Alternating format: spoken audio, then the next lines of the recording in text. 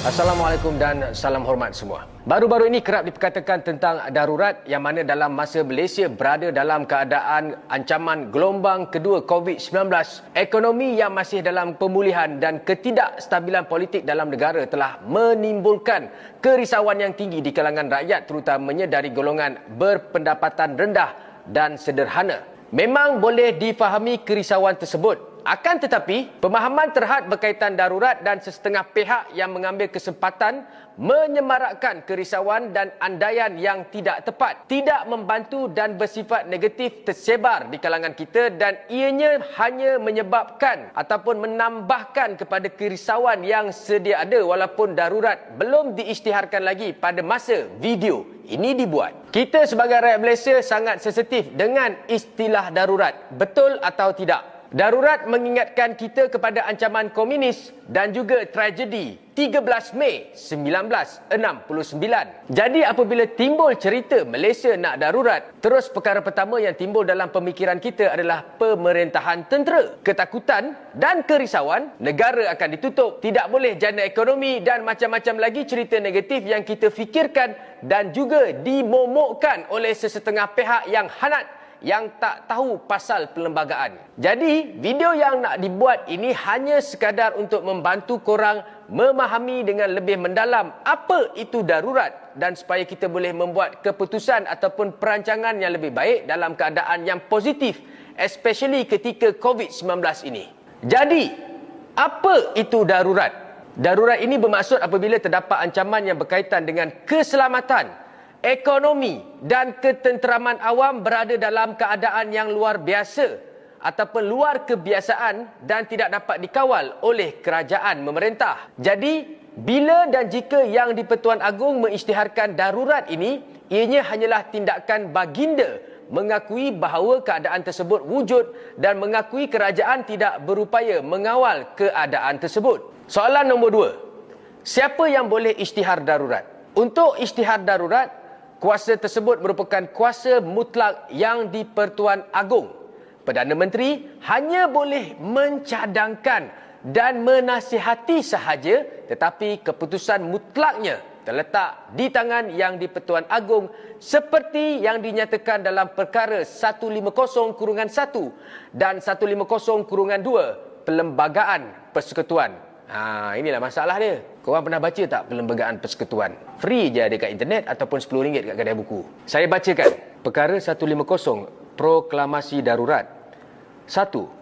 Jika Yang di-Pertuan Agong berpuas hati bahawa suatu darurat besar sedang berlaku yang menyebabkan keselamatan atau kehidupan ekonomi atau ketenteraman awam di dalam persekutuan atau mana-mana bahagiannya terancam, maka Yang di-Pertuan Agong boleh mengeluarkan satu proklamasi darurat dengan membuat dalamnya satu pengisytiharaan yang bermaksud sedemikian. 2. Proklamasi darurat di bawah pasal kurungan 1 boleh dikeluarkan sebelum sebenarnya berlaku kejadian yang mengancam keselamatan atau kehidupan ekonomi atau ketenteraman awam di dalam persekutuan atau mana-mana bahagiannya jika Yang di-Pertuan Agong berpuas hati bahawa kejadian sedemikian hampir benar berlaku. Darurat boleh dibuat sebelum perkara itu berlaku.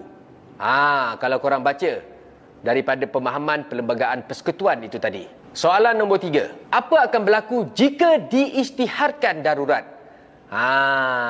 Ini yang orang tak tahu. Tidak ada jawapan yang tepat untuk kita perkatakan apa yang akan berlaku bila dan jika Yang di-Pertuan Agong mengisytiharkan darurat.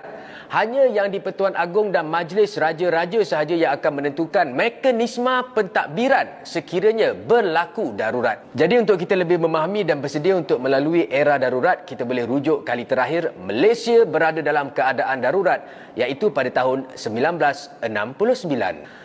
Pertama sekali, kuasa eksekutif dirombak yang mana ditentukan oleh Yang di-Pertuan Agong dan diserahkan kepada sebuah majlis yang dibentuk dan dilantik oleh Yang di-Pertuan Agong yang dinamakan pada ketika itu Majlis Gerakan Negara ataupun Mageran, yang mana ahli-ahlinya terdiri daripada golongan profesional, pentadbir tinggi awam, pemerintah angkatan tentera, pengamal undang-undang, ketua polis dan sebilangan kecil ahli politik. Jadi pada ketika itu apa yang berlaku adalah sebarang dasar dan keputusan pentadbiran negara yang dibuat tidak lagi hanya fokus kepada nak raih undi rakyat tetapi untuk penambahbaikan dan keperluan rakyat. Ini dapat dilihat kesannya sepanjang Mageran 1969 hingga 1971. Pertumbuhan ekonomi dan pendidikan yang lebih tinggi dan kestabilan hubungan antara kaum yang lebih baik. Kamcing. Kesan dasar dan keputusan Mageran juga mencipta momentum ekonomi harimau.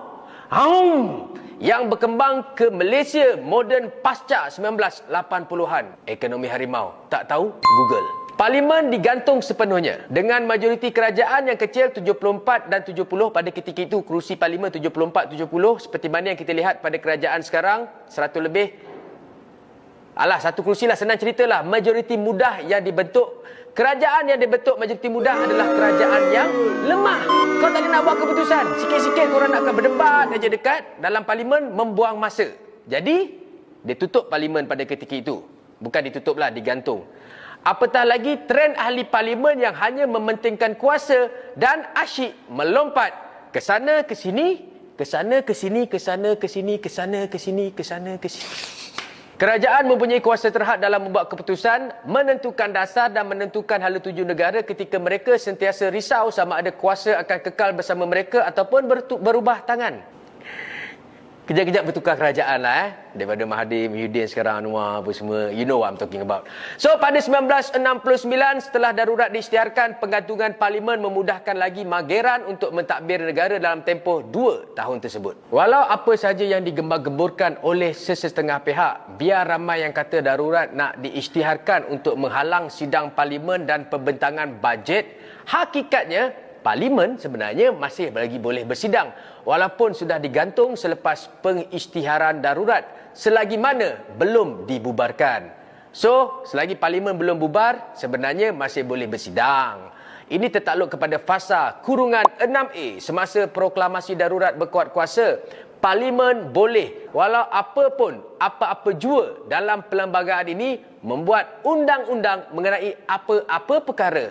Bla bla bla bla bla bla bla bla bla bla bla bla. Korang tengok sendiri. Boleh bersidang. Seterusnya dengan pengisytiharaan darurat, kuasa eksekutif persekutuan yang diserahkan kepada Mageran juga meliputi kuasa perundangan negeri, pentadbiran negeri dan juga pihak berkuasa. Mana-mana negeri dalam persekutuan, tak kisahlah sama ada negeri tersebut diperintahkan oleh mana-mana parti politik. So tak adalah macam parti A dekat negeri ni kata itu korang punya keputusan, aku tak setuju, tak boleh. Bila Mageran take over, semua orang kena follow. Kalau tidak, susah nak buat kerja. Kesannya adalah memudahkan penyelarasan pentadbiran di semua negeri di dalam Malaysia tanpa mengira sebarang kepentingan mana-mana parti. Perkara ini boleh dirujuk dalam perlembagaan persekutuan. Semasa proklamasi darurat berkuat kuasa, kuasa eksekutif persekutuan hendaklah walau apa jua dalam perlembagaan ini meliputi apa-apa perkara dalam kuasa perundangan sesuatu negeri dan pemberian arahan kepada kerajaan sesuatu negeri atau kepada mana-mana pegawai atau pihak berkuasa negeri itu. Disebabkan darurat 1969 berkaitan dengan konflik antara kaum dan keselamatan negara, maka undang-undang tentera dilaksanakan selaras dengan pentadbiran Mageran. Akan tetapi, itu 1969 sebab konflik antara kaum adalah undang-undang tentera.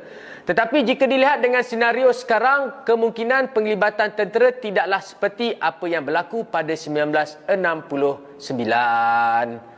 Jadi akhir kata, sehingga bila dan jika darurat diisytiharkan oleh Yang di-Pertuan Agong, apa yang kita boleh buat adalah pilih untuk bersikap optimistik dan positif dan percaya Yang di-Pertuan Agong akan membentuk mekanisme pentadbiran terbaik untuk semua orang dalam masa yang mencabar ini. Walaupun banyak yang digembar-gemburkan tindakan Tan Sri Muhyiddin Yassin mencadangkan darurat untuk menyelamatkan karier politiknya ataupun jawatannya sebagai Perdana Menteri, hakikatnya kita tak tahu dan ianya hanya spekulasi dan andaian.